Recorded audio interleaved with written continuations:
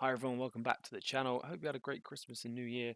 The Pokemon circuit hasn't really stopped, to be honest. Everyone's been clamoring on and smashing on, and we've got Portland Regionals this coming weekend. It's someone already, or I say someone's already waiting. It's actually, I think it's just me. But this will be on the official YouTube channel, it'll be on Twitch as well. I'm looking forward to watching it, getting ready to compete in Liverpool Regionals. I won't be at Portland, of course. But yeah, I wanted to go through and look at some of the top decks that I'm excited to see. So you might be thinking, oh, top deck picks for Portland. Well, okay, we're going to see some Charizard on there, maybe some Pidgeot Block Lax and all this sort of stuff. But no, I'm just want to talk about the decks that I am most excited to see being played, hopefully at Portland, and maybe give reasons why I'm excited to see them and why I think they could be good picks as well.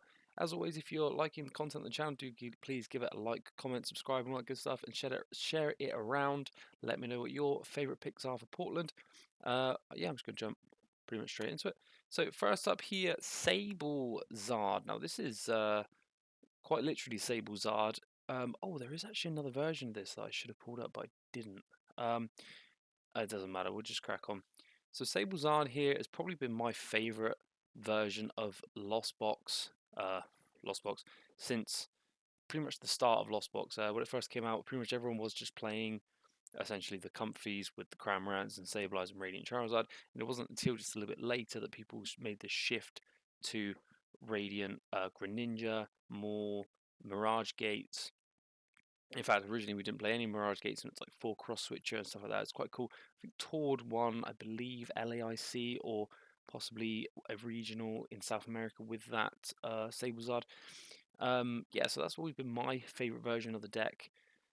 Even when it dropped off and wasn't very popular, everyone was just playing the Lost Box and Kyogre come into it, things like that. But this has been a kind of deck that I've, yeah, again, can only say it so many times, really enjoyed playing as well. Um, hasn't got too many bad matchups right now. I feel like even Iron Hands, with the ability to just Radiant Charizard so early with your right hand into double turbo energy to be able to Lost Vacuum away any kind of bravery charms that they might have, you've got that instant 230 with the Radiant Charizard. Even if they get early Iron Hands, put themselves to 4 prizes left, you're already actually able to Radiant Charizard, go right hand, put a fire energy on the Charizard, search for double turbo energy, attach that double turbo, and just get a return knockout straight away and get a return 2 prize as well. So in that respect, even with the, I mean, Iron Hands, of course, is a super big problem for these single prize small HP Pokemon, but again, I feel like Radiant Charizard is much better situated to deal with that than playing the Lost Box version, where pretty much your best option is to run with the Roaring Moon EX and Frenzy Gouging, but then you've got a Pokemon in play with 30 HP left, 2 prize liability, so not good. Against other big Pokemon like Charizard EX, you're running the TM Devolution as well, taking those top cards off. Um, Two real big options here: taking prizes by turning them back into Charmanders, or the other probably as well most common is to just put them in a position where they've burnt through their rare candies and they're just stuck with Pokemon in play that they can't do anything with. Having the Spiritomb there as well just does improve your matchup against Mew, which isn't always the most fun matchup. But I think with the Radiant Charizard, you have more of an option if they do play that Genesect active, which I suppose they, well, either way, I suppose if your opponent's in a position where they've only got Mew V's on the bench, no V Maxes, you're playing 4 escape ropes, you're forcing up either the Genesect or the Mew V. You're going to be happy to take 2 prizes with the Radiant Charizard, which is nice, assuming you can keep that pesky Path to the Peak at bay. So that is one of my favourite picks here, the Sablezard, and is a deck I've been practicing with for Liverpool potentially. Moving on, Roaring Moon. I am a complete and utter sucker for Roaring Moon. There, I've said it. I'm all in on it. I love Roaring Moon. It's my first and still only cup win. I'm pretty happy with that. And there's now variants. There's now variants for this. It's a weird one because actually on paper, really, I think we can all agree that matchup wise, the spread's kind of not great. but somehow, some way, somehow, this big Pokemon that just auto knockouts anything in play for 3 energy seems to still claim some dubs. I mean, you can look through pretty much all of the majors recently, and you'll find if you scroll, there are just a few Roaring Moons actually making their way in. And I think one of the problems really that Roaring Moon has is that there isn't that many people really playing the deck to majors. So that instantly puts it in a position where it's not going to win many games. Now this is a variant which I don't play too much. This variant is more heavily focused on having town stores.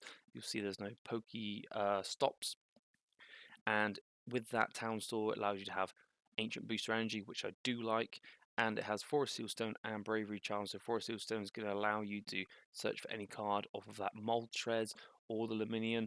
Moltres V I'm sort of on the fence about. In one respect, it seems great. You can just accelerate loads of energy if you're playing 4 energy switch. I mean, this list here is playing 3. I don't know about that with 2 track and choose. I'd be tempted to just dump the track and choose and focus on other consistent cards. But anyway, well, I suppose if you took 2 out, what would you put? There's not a lot of space for much else, is there? Anyway, oh, maybe a Rod actually. Rod is pretty good. Yeah, I'd probably go for Rod. Yes, you've got the ability to use that Galarian Moltres V to energy switch off it. Attacking with it, I haven't seen that much attacking with it. Usages, I should say. I have attacked with it in some games, but I'm finding it's more of a I'm already winning, so I'm just going to start punching with this thing because it's hard enough for you to deal with. I don't mind taking 30 damage, doing 190 every turn. I'm going to save the Roaring Moons for later. So, yeah, interesting build. Possibly the most successful. I'm trying to remember off the top of my head, but yeah, it's one of the more successful lists in majors so far. Is this variant? Minus the water energy. So water energy is another option you can go with. Another variant here is more closely related to the one that I've been enjoying and playing well with is Roaring Moon EX with Darkrai V-Star, allowing you to search your discard pile for any 2 item cards, get them straight back into hand. It's going to allow you to reuse the cross switches, which I think cross switches with the Roaring Moon is probably like the key to making it pretty broken. This one here, this was second place. Kyoto, I don't know what the tournament was called, but it was quite a big one, quite an important one, big players there. And this one runs the 4 Cross Sievers. I think this is the first time that Cross Sievers has ever been used in a placing deck in a major. I should think so anyway. Play 2 Cross Sievers, you can get either a Pokemon or a supporter back into your hand. And that's the thing with Cross Siever, right? Cross Siever was so bad I didn't even know you could get a Pokemon back with it. I just thought you got I thought it was just a bad versus Eagle, but it's not. It's actually got more to it than that. Yeah, you're just dumping cards with Pokestop. You're finding the massive amount of item cards that you've got in your deck. 4 track and shoes. Let's just get through it as soon as humanly goddamn possible. Yeah, it's good. Well, I say it's good. It's okay. It has a terrible matchup against Lost Zone. Which is one problem with the Roaring Moon, but I think Darkrai is quite a nice addition because it's got like 270 HP. If they're not able to just do a Lost Zone Roaring Moon onto the Darkrai, then you've actually got quite a big Pokemon for them to deal with. If they're playing Sablezard, it can't knock it out in one go. Yeah, I mean the grass weakness. If they're playing the Lost Paradox, then they've got that Tropius potentially to just Oko, which is pretty busted. But otherwise, I'm really excited for this. I don't believe that that's not another Roaring Moon variant. I don't think so. So we're going to move on. Next, no, it's not. This is actually, I believe, the Tord box. So I'm excited to see the next um rendition. Is that the right iteration of where Tord or anyone else is going to go with the Lost Zone pile? So this one here is just the 4 comfy, and then just a little one-ups. Luminion's interesting for sure. Giratina 1-1 in there, like you know, you automatically knock out a Pokemon. We know that's good. We've seen Roaring Moon. We know it's good anyway from Giratina, but also knock out a Pokemon. 280 damage. It can take out an Iron Hand, which is a big threat for Lost Zone. Even if they got Bravery Charm on, it doesn't matter. Yeeted. So yeah, it's interesting. It works. I'd like the version with Palkia as well, the Super Mega Ultra Turbo Tord box, which had nothing but 4 Colress and the Pokegears as well, no other supporters. But yeah, it's interesting. I haven't had the pleasure of testing this deck. It seems like a headache to me, but I'm excited to see someone pilot it successfully, hopefully, into Portland Regionals and place fairly well. Not as high as Roy Moon, of course. I do actually hope Roy Moon wins a regional, just because. But yeah, I'm excited to see where the quite literal lost box goes next. And we're going to move swiftly. I believe, yeah, we are.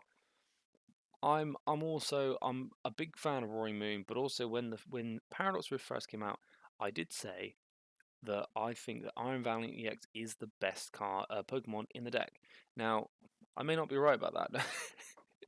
I may not be right about that, but I am still a believer in the Iron Valiant, and I actually think Iron Valiant right now is in a really good position. It is falling off the face of the earth. It has fallen off since its first real chance to do well. Entei Valiant comes second in Masters at LAIC. I think it came second or in the seniors or juniors as well, something like that. But I think we got it wrong. I think initially we were talking about doing it with Urshifu, and then that dropped off, and then we were talking about doing it with Entei. But I'm coming back around to the Urshifu now, and that's why you'll see here this is Iron Valiant Urshifu. There is still the Radiant Charizard. We've got the Luminous Energy in there, and the Luminous Energy actually works really well because you can just attach one and Gale Thrust with the Urshifu, or you can have the Luminous Energy on. If you attach the Rapid Strike Energy, it actually doesn't matter. You've still got the energy requirements for Gmax Rapid Flow, and you can do Yoga Loop and Smash Uppercut. It doesn't really matter. So that's going to be pretty good either way.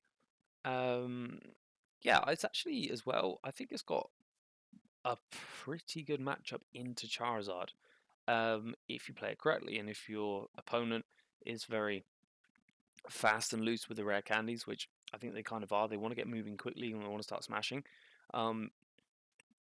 If you take the time a bit as this deck, try and keep that devolution in hand or in deck out of the discard pile, you're going to have a good time against the Charizard. Also, its fighting type, Miraidon's very popular at the moment. You're going to be blowing up Miraidons.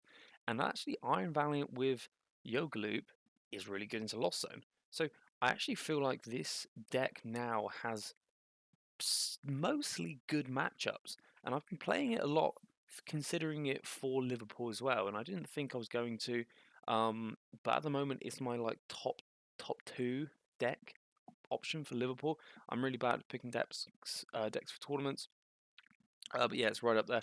Radiant Charizard has some good hits as well, 250 damage. Playing a 7th prize is always nice. You've got the Future Boost energy for the free retreat. It just seems to have everything. But one problem it does have is Mew. Mew is not a very good matchup. It is an atrocious matchup.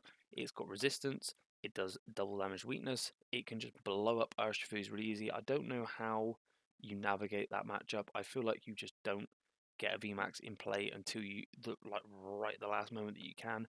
Maybe take 4 prizes on a Gmax Rapid Flow, concede down to 1 prize left, and then maybe escape rope into Radiant Charizard for the last knockout. That, in theory, is how I think it might play out, but I don't know for sure. Haven't played it a lot into Mew, to be honest, but it just feels like a bad matchup. And lastly, I did say it wasn't ever going to be a long video. This is right. Yeah. Oh my god. I saw Shenpao and I was like, oh, are you sure? Are you sure? No. Yeah. So Palkia V-Star. So I've been excited for Palkia V-Star for a little bit. It seems to have placed top 8 at two majors. It did at either Stuttgart, Gdansk, and in San Antonio as well. I believe it's third in San Antonio. This is the third place list. It's a bit like Roy Moon. It's like there's not many of them, but the ones that are there are doing well. Right? I mean, it's doing that the same thing that Roy Moon is doing, but it's doing it a lot better. Palkia has just always been a really, really good attacker. It's as is it as good now as it's ever been? Probably not. Actually, wouldn't be fair to say. But you've got again those broken cross switches. You can find the cross switcher with Irida. You've got the versatility. Radiant Greninja is able to take multiple prizes. Mew EX free retreat. You can power up a Mew eventually. The one of energy switch can be pretty clutch occasionally. Yeah, Luminium V to search. Suicune is a nice little puncher. The Shenpao and the Calyrex are really cool. Big hitters. Shenpao's good into Charizard, which is a bad matchup. The Calyrex is also good into Charizard, but it's also really good for the Miraidon matchup, which can be a problem because of weakness. So it's got a lot going on. It's got a lot of options, and again, I think it's gonna continue the same role of not many people playing it, but it doing quite well considering the amount of people playing it. Um, yeah, and do you know what? That is gonna about do it. That is my top picks of decks I'm actually excited to see at Portland. I hope you have enjoyed this video, and I will see you again next time for another one. Thank you. See you later.